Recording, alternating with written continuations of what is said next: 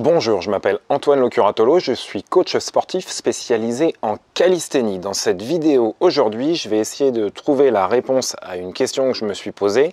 Est-il possible en calisthénie d'avoir une série all inclusive qui permettrait en un mini enchaînement de regrouper les principales actions motrices que l'on peut rencontrer en calisthénie? La plupart du temps, les gens qui se mettent à la musculation copient le modèle d'entraînement que les culturistes ont, c'est-à-dire qu'ils découpent le corps en morceaux, dos, pecs, triceps, biceps, épaules, fessiers, squats, etc.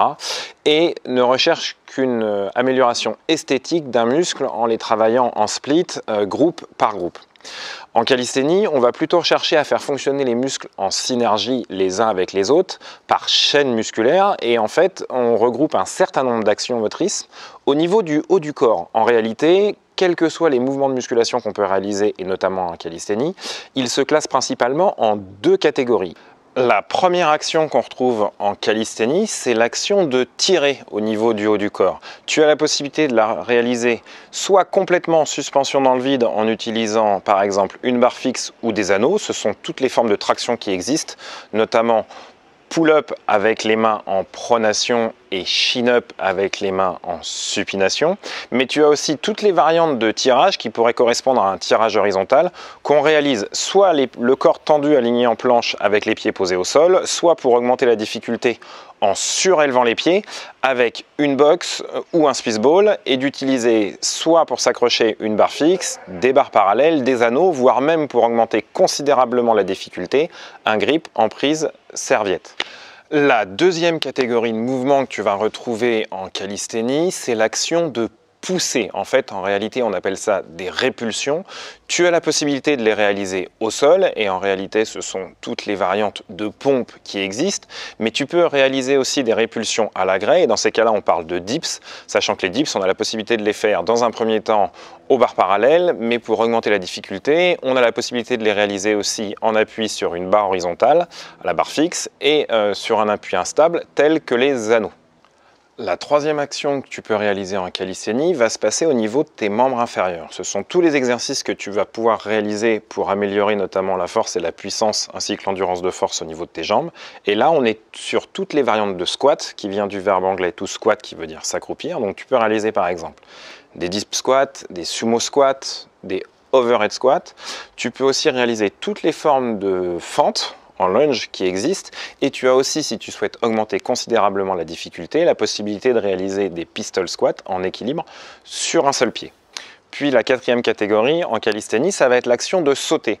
Tu as la possibilité d'utiliser toutes les variantes de pliométrie au poids du corps qui existent, telles que notamment les squat jump, où là on est plutôt sur une action dite en cuisse, on va principalement mettre l'accent sur ta cuisse, mais la corde à sauter en fait aussi partie, et dans ce cas-là tu vas plutôt mettre l'accent sur tes jambes, avec un travail principalement au niveau des chevilles.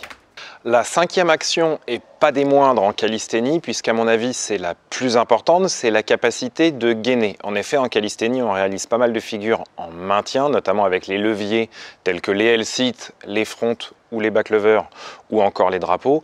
Et il est indispensable pour avoir une bonne stabilité du tronc d'avoir une bonne capacité de gainage.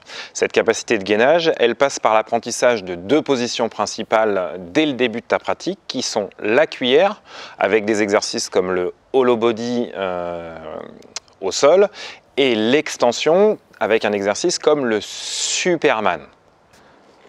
Cette cinquième action de gainage qui est indispensable et que l'on vient de voir va t'amener à la sixième. La sixième, c'est la capacité de shooter. En effet, grâce à un exercice de keeping qui peut se réaliser à l'appui, par exemple aux barres parallèles ou en suspension aux anneaux ou à la barre fixe, va te permettre de pouvoir prendre de l'élan pour réaliser certaines figures nécessaires en calisthénie, telles que par exemple les muscle-up. La septième et dernière action en calisthénie, c'est la capacité de s'inverser. En effet, en calisthénie, il y a bon nombre d'exercices où tu vas te retrouver avec la tête en bas et les pieds en l'air, comme le headstand ou le handstand en appui sur les mains. Ça peut évoluer sur des exercices tels que marcher sur les mains, mais toutes les évolutions dans l'espace que tu vas réaliser aux agrès, notamment en suspension à la barre fixe et aux anneaux, nécessitent d'améliorer tes repères dans l'espace. Maintenant que nous venons de voir ces 7 actions motrices qui, pour rappel, sont pousser, tirer, squatter, sauter, shooter et s'inverser. Est-ce qu'il existe une combinaison d'exercices qui te permettrait de tous les travailler à l'intérieur d'une même série? Eh bien, en effet, c'est possible. Attention, roulement de tambour. Il te suffit tout simplement de combiner un burpees avec un pullover. Au niveau sécurité, les deux règles principales. Au niveau du burpees, surtout quand tu vas sauter pour pouvoir attraper ta barre fixe haute, on va bien faire attention, surtout dans le cas où ta barre ne serait pas très haute, de ne pas te la prendre dans la tête. Donc des fois, tu seras certainement obligé de te décaler par rapport à la barre pour réaliser ton burpees. Si tu as une hauteur de barre haute aux alentours de 2,30 m, pas de souci, qui est une hauteur de barre fixe que l'on retrouve notamment en gymnastique, là, il n'y a aucun risque, tu auras largement le temps d'attraper la barre en sautant. Donc ça, c'est pour le burpees. La deuxième règle principale de sécurité, comme c'est un exercice qui va te faire évoluer dans l'espace, on pensera bien déjà d'utiliser une barre fixe solide, donc je te déconseille de réaliser ce genre d'exercice avec des barres que tu visses dans l'encadrement d'une porte. Et même si tu utilises un support de traction complet, qu'il se trouve à l'intérieur dans une salle de sport ou à l'extérieur dans un parc, je te conseille tout d'abord de vérifier sa solidité pour être sûr que le support ne risque pas de basculer. La deuxième règle de sécurité, notamment lorsque tu vas utiliser la barre, ça sera de toujours verrouiller avec tes pouces en dessous pour éviter de glisser ou déraper et de chuter de la barre. Au niveau de cette combinaison entre burpees et pullover, tu as la possibilité de réaliser des variations. Dans un premier temps, si tu souhaites diminuer la difficulté, tu as la possibilité, par exemple, au niveau du burpees, de revenir sur une version du burpees original. C'est la version où tu ne vas pas réaliser la pompe. Au niveau du pullover, tu as la possibilité de démarrer par exemple et de réaliser cet exercice sur une barre basse, surtout si dans un premier temps, tu as les chocottes et tu appréhendes les repères dans l'espace et le fait de basculer en étant perché tout là-haut. Et tu peux même par exemple prendre élan avec une jambe fléchie au sol qui va te servir de pousser et l'autre jambe tendue devant. Il te suffit de pousser sur la jambe, rejoindre tes deux jambes tendues et basculer pour revenir à l'appui. Ça, c'est dans le cas où tu souhaites diminuer la difficulté, aussi bien sur le burpees que sur le pullover. Mais tu as aussi la possibilité d'augmenter la difficulté. Si tu souhaites augmenter la difficulté, au niveau du burpees, la version standard la plus pratiquée, c'est celle avec les pompes.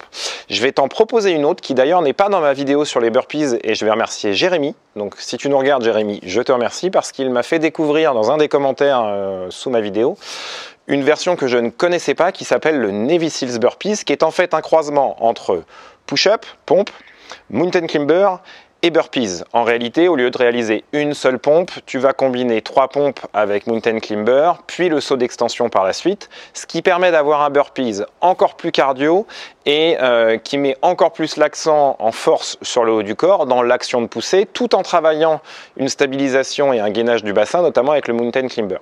Au niveau du pullover, tout à l'heure on a vu comment diminuer la difficulté, maintenant on va voir comment l'augmenter. Eh bien, c'est très simple. Pour l'augmenter, tu as la possibilité, on l'avait vu dans un premier temps, de le réaliser en knee to bar, c'est-à-dire que tu vas monter en position groupée pour ramener ton ventre à la barre et pouvoir basculer et revenir à l'appui. Mais pour augmenter la difficulté, il te suffit soit de passer en toes to bar, c'est-à-dire que tu vas ramener tes jambes tendues en fermeture avec tes chevilles vers la barre pour pouvoir monter en tirant sur tes bras et basculer à l'appui, quitte à augmenter encore plus la difficulté en cherchant plutôt un candlestick raise ou une chandelle où en fait tu vas chercher à monter le corps entièrement tendu pour t'élever en inversion, la tête en bas et les pieds en l'air, et ensuite tu tireras sur tes bras et ça te permettra de basculer pour revenir à l'appui. Et si tu veux encore augmenter la difficulté, tu as la possibilité, si tu en disposes, d'utiliser un gilet lesté. Dans ce cas, par contre, j'en ai déjà parlé dans des précédentes vidéos, je te conseille d'acquérir un modèle de gilet lesté près du corps et qui prend peu de place, qui va te laisser la totalité de liberté de mouvement, notamment au niveau des membres supérieurs, pour te permettre de pouvoir réaliser cet exercice dans de bonnes conditions. Comme je le dis souvent en calisthénie, mais c'est valable aussi pour toutes les autres disciplines, il vaut mieux privilégier la qualité à la quantité. Tu viens de voir dans cette vidéo qu'il était possible en une seule série all inclusive de regrouper les 7 actions motrices principales qu'on retrouve en calisthénie et qui vont te permettre de progresser. J'espère que cette vidéo t'a plu. Si c'est le cas, n'hésite pas, laisse-moi un pouce, ça fait toujours plaisir. Si tu as la moindre question, tu as la possibilité de la laisser dans les commentaires sous la vidéo et j'y répondrai. Si tu souhaites continuer de t'entraîner en toute liberté en calisthénie et de progresser sans cesse, si ce n'est pas déjà fait, je t'invite à t'abonner sur cette chaîne YouTube. J'ai plus qu'à te souhaiter de bonnes courbatures. On se retrouve dans une prochaine vidéo. Ciao, bye bye!